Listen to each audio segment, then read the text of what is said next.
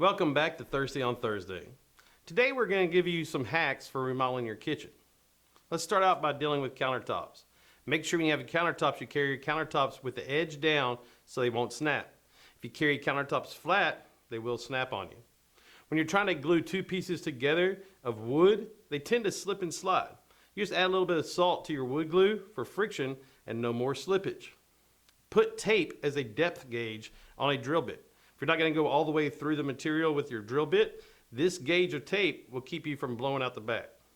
If you don't have the correct size drill bit for a hole that you need to drill, you can actually just use a nail instead. Take the same size nail that you're planning on using, clip off the head, attach it to the drill, and just use that as a drill bit. Now you're ready without having to leave and come back. When removing a nail from the wall where an item used to hang, you're left with that little tiny hole in the wall. Instead of driving to the store and spending some money on spackle, just apply some toothpaste or a bar of soap. After some time drying, you can actually paint right over it and no one would ever know the difference. When hammering nails, hold the nail with a pair of pliers and you'll save your finger if you miss hitting the nail. We've all done it. Need to get sawdust out of the crevices of all details around doors or in the areas of trim? Drill a hole in a paper or plastic cup and put a drinking straw in the hole.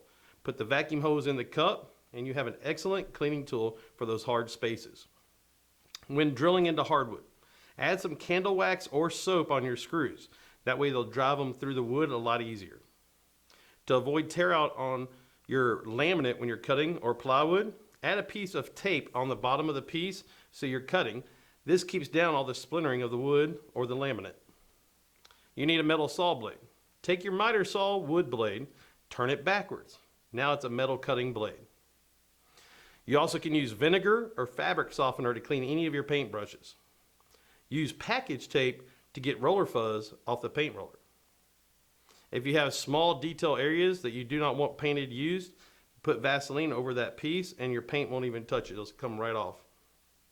Pull your painter's tape at an angle instead of straight up and down. Always hang ceiling first, then the walls for sheetrock. We always want to install the factory edge to factory edge when you're doing butt joints. This will give a clean, straight line joint. You can use a rubber mallet to tap a cabinet's face frame that is out of plumb. Use toe kick covers as fillers when you run out of material. Just attach the toe kick to a 1x that's laying around on the job site with glue and pin nails. So now you need a countersink but can't find yours. Turn a screw around in your drill to create a countersink. Use the back of a dollar bill or the back of sandpaper to fix that rough stained finish. If it's a little bit rough, that'll wipe it right off.